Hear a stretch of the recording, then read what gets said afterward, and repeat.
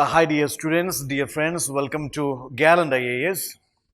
This is our Let's Score 120 plus series for our upcoming prelims examination.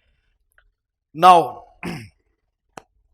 yeah, 1 month is left for this examination. What to do now? Quick revision, mind mapping, fact mapping, and triple R strategy. Focus on these things. Don't worry, even if you score 50, 60, 70, doesn't matter. Be consistent with your preparation. Now your more focus must be on revision part. Revision part. Don't worry, maybe few areas left over. I mean, maybe 20%, even 25% you couldn't cover. Doesn't matter. Don't ever try to learn new concepts now. Just revise whatever you learned for the last 1 year. Almost 70-75% of the portions you have done. History, economy, geography, polity, environmental science, science and tech you already done. Just revise them. The biggest problem with many aspirants is still they are struggling in the conceptual areas of these subjects. So build up the conceptual clarity, revise it again and again, repeat it, revise it.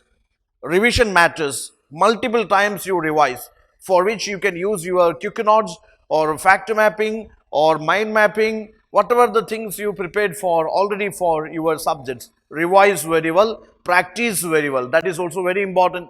Practice the full questions, 25 questions, a set of 25 questions, 50 questions or 100 questions, practice them. Feel this real-time UPSC exam experience, that is very important. Okay, be consistent with what you're doing. Your practice, your revision, whatever you're doing, be consistent with that. Don't give excuses here. And you will see the change. You will cross 120 plus if you are consistent with that. Now, history plays a crucial role. You know that history, art and culture, a beautiful area where, since it is a static subject, minimum assurance is there. That security is there if you covered very well. Let's go for the questions now. This I taken from our mock test only of ancient India. The first question here is, consider following statements. This is actually a 3-statement type question. The first statement is, Ashoka, the founder of Mauryan Empire, conceived the Dhamma religion.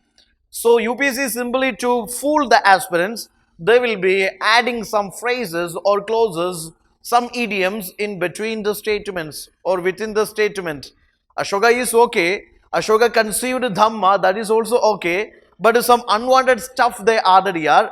Ashoka, the founder of Mauryan Empire. Ashoka is not the founder of Mauryan Empire. Sometimes what happens when you read quickly, if you don't have rereading of the statements, what will happen? You will end up with the trap. The problem is, Ashoka is the founder of Dhamma, that is true. But the problem is, Ashoka is not the founder of Mauryan Empire. Chandragupta Maurya was the founder. His grandfather was the founder. Okay, so because of that, that statement is wrong. Again, Dhamma is not a religion. According to different historians, majority historians' opinion, this is a code of conduct. It's a code of conduct rather than a religion. Because of that, the first statement is wrong. So if the first statement is wrong, look at the answer codes given there. Eliminate A, eliminate Delhi. Now what is left with you is B and C. If you check B and C, one is common in B and C, that is 3. So you will come to a conclusion that 3 is a correct statement. Now check the validity of the second statement. Arthashastra is silent over good governance principle. Yeah? Arthashastra is regarded as the treatise on public administration.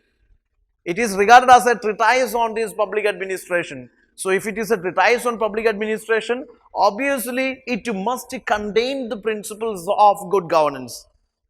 Okay, because of that logic, I would say the second statement is wrong. Arthashastra is silent over good governance principles. That is absolutely wrong statement. So my answer is 3 only.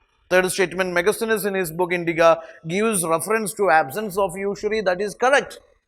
The poor fellow, the Greek ambassador, he failed to identify the usury practice in India. Okay, so that is why he given a reference like this, absence of usury in India. That is wrong, absolutely wrong. But he, in his book Indica, he given a reference.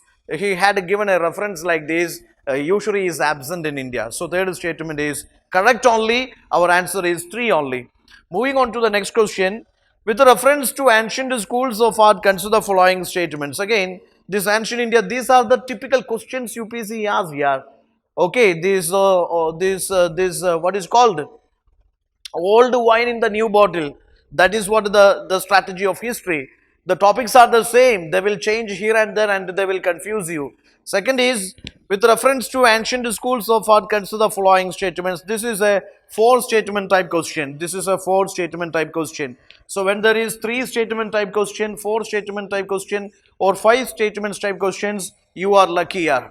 You are lucky because obviously there is a scope for elimination. Okay, if it is 3 statements, 4 statements, 5 statements, you are the lucky people because definitely you will get an option for elimination, at least 50-50 elimination. Okay. Yeah, the attempt to display anatomical accuracy began with the Madura school. Anatomical accuracy, if it is all about the post-modern schools of art, anatomical accuracy began with Gandhara school of art. Buddha, with a good muscular physique, a Buddha with a highly gymnastic body or maybe with anatomical accuracy. Okay, that physical, anatomical accuracy, physical beautification, that was the feature of Gandhara school of art because of the Greek and Roman influences.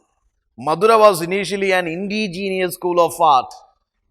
More focus was on spiritual side, not on physical side. Later it borrowed the features of Gandhara. So first statement is wrong. Now here, second statement is an important characteristics of the Gandhara school is narrative art. Narrative art you keep in the mind. If the word narrative art, then it matches or it suits with the Amaravati school of art. Amaravati school of art. So the second one is also wrong. Now you eliminated choice A and Delhi. What is left with you is B and C. Either 3 or 4 will be the answer.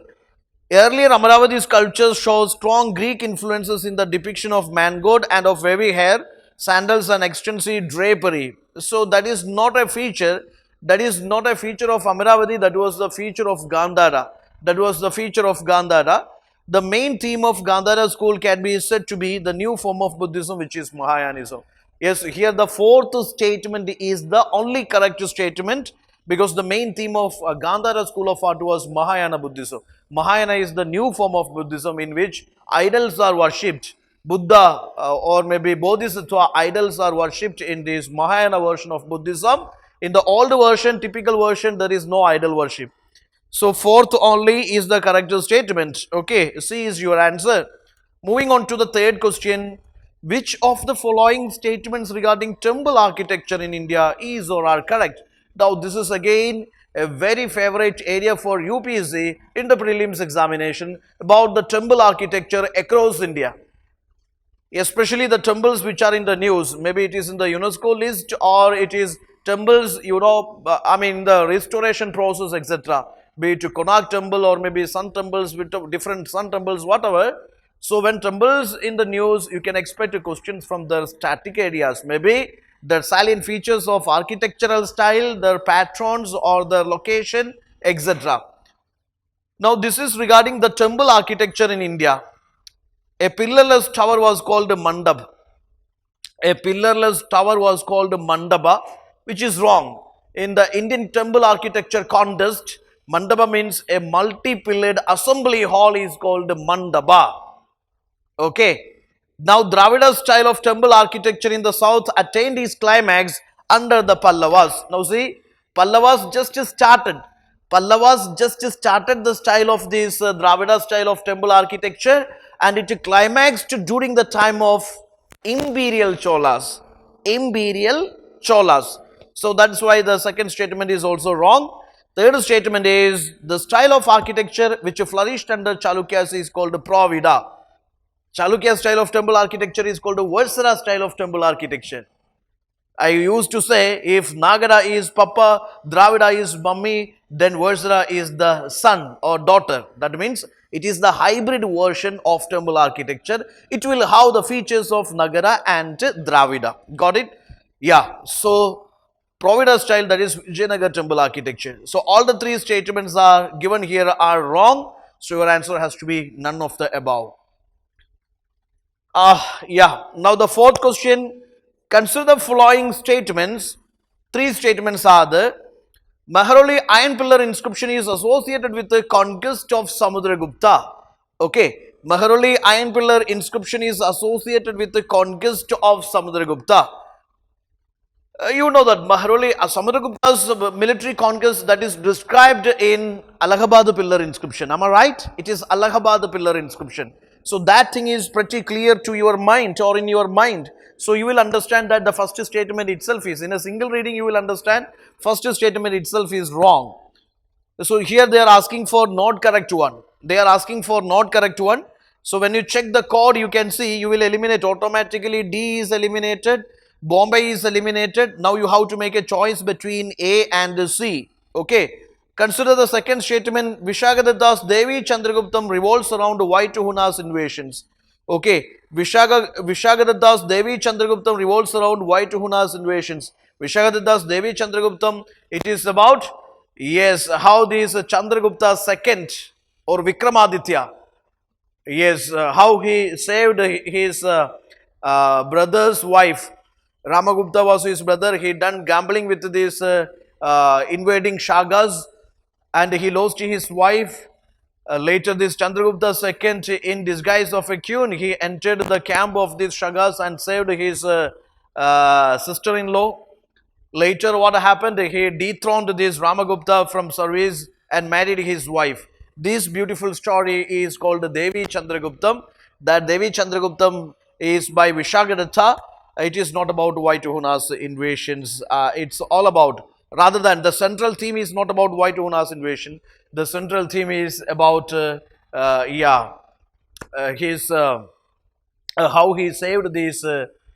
How he saved his sister-in-law and how he ascended to the throne and married his sister-in-law, or his sister-in-law become his wife. So that beautiful story is about Vishagadatta's Devi Chandraguptam. So the popular literary works and the themes are important for you from exam point of view. The gold coins of Guptas were called Rubagas, silver coins were called Dinaras. UPSC also has this tendency. They will shuffle this, interchange this. Okay, gold coins were Dinaras and silver coins were called Rubagas. So if you check all the three statements purposefully they are given, they made it wrong. Not correct they are asking, so our answer has to be C, which is 1, 2 and 3 only. Okay, 1, 2, yes, 1, 2 and 3 only. 1, 2 and 3 is your answer. C is your answer. C is your answer. Yeah, that's it. Just to follow our channel, our YouTube channel and our Padashala, UPSC Padashala Telegram channel for regular poll test, more questions. And those who didn't join our prelims final round free test series, please do join. That will be beneficial for you. Okay, it's UPSC standard mock test series being conducted. Feel the real-time experience of UPSC exams. Okay, so solve it, practice it, and don't be overconfident, don't be underconfident about your performance. Just keep on practicing and you will crack this year. Okay, all the best. Thank you.